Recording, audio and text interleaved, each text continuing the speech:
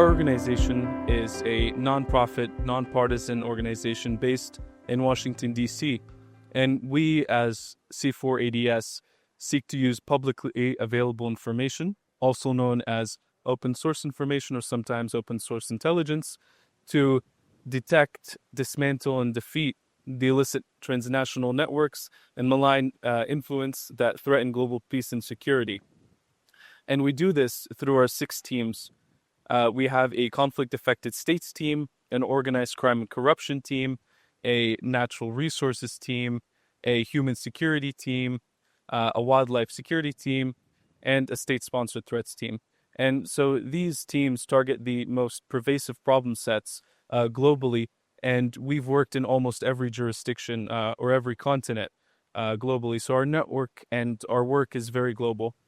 In the particular context of Sudan, we've been working on the Sudanese problem set since 2019, and our conflict-affected states team, as well as our natural resources team, has done the primary work on Sudan. The natural resources team has done work on the illicit mining activities that are occurring in Sudan, and as well as our conflict-affected states team has touched some of that, along with the activity of the both of the warring parties.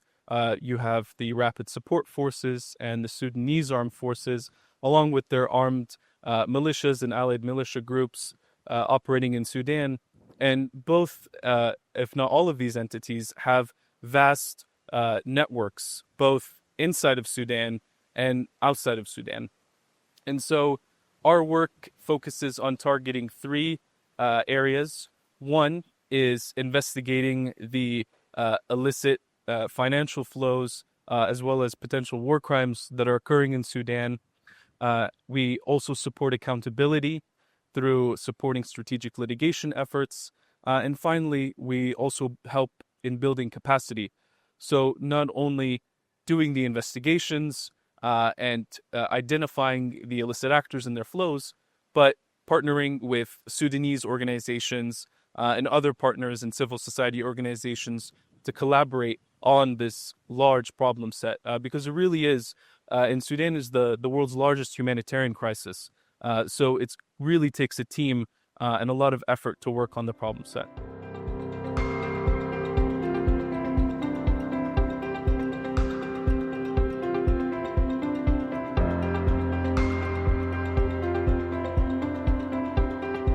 We can think of illicit networks, separating the two. First, kind of looking at the illicit side. And, often when we think of illicit actors, we think of militant organizations, terrorist groups, irregular threats, cartels, and so on and so forth. And these organizations often straddle the line between licit and illicit. And what I mean by that is that there is a big gray zone in operating in what is considered an illicit network or a licit network.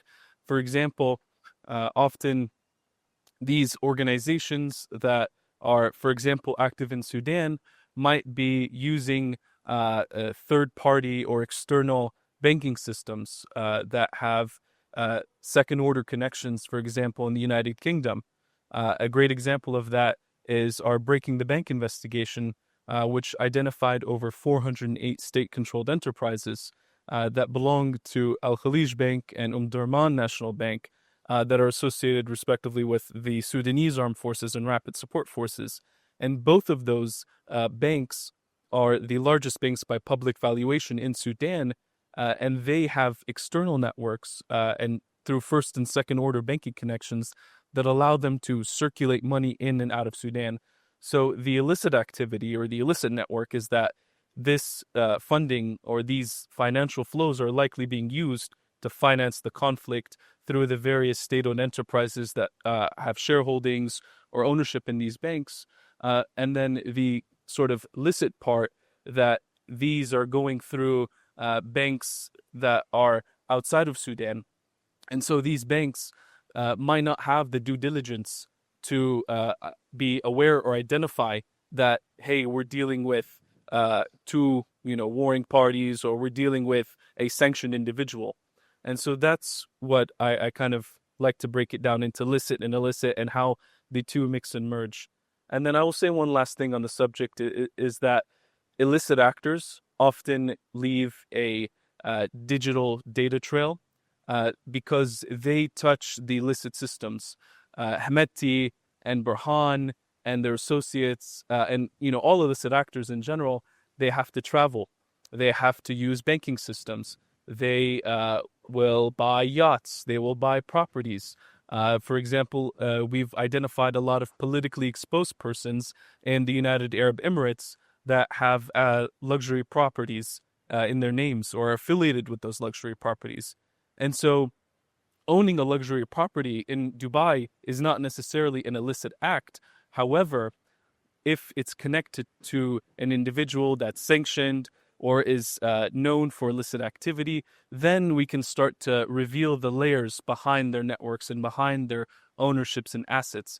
And that's how the kind of understanding of illicit and networks merge together to create this network of nodes and nodules. And so you imagine it like a big spider web, and each individual has his own kind of little subset.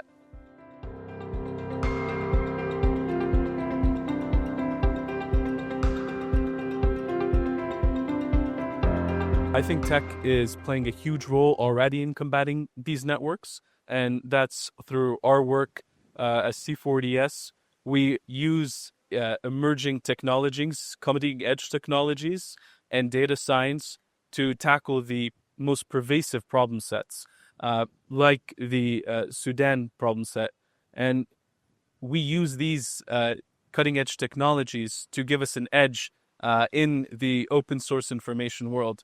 For example, we have Seamless Horizons, which is our internal data lake that has access to over 2 billion rows of records that contain things like trade data, corporate registry documents, property documents, title deeds, and so on and so forth. And these data points are powerful verticals for not only having a place to store it and practice good digital security, but also have a good place for documentation. Because often in incredibly low data environments, like in Sudan or other regions of the world, it's very difficult. And that's one thing that we've heard the most from our partners and other organizations, that storing documents securely, uploading documents securely, and using them effectively for the future, because the war in Sudan will hopefully end someday. And, when we look back, we need to have these documents, these assets that were declared, or these property or title deeds, to have a digital data trail that I was referring to earlier. And so that's kind of one way. And the other way, we as an organization layer data. And that's really, I think, our bread and butter, is being able to layer these emerging technologies together, like, for example, commercial satellite imagery with trade data, with maritime tracking data, with flight tracking data, with the social media analysis. There are tools that can scrape social media for you. There are third-party tools. And so using all these tools together really, I think, is where the power is at. Being able to layer data to create a comprehensive investigation, or as comprehensive as possible, and being able to preserve that historically, I think that's really huge, and exactly the role that data is playing right now and what it will play in the future.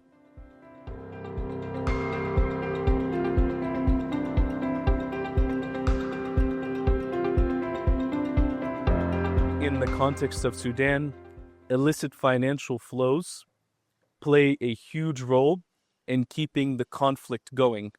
These warring parties cannot rely solely on the internal financial flows that are within Sudan, and nor can they, at will get external financial flows, licit at least.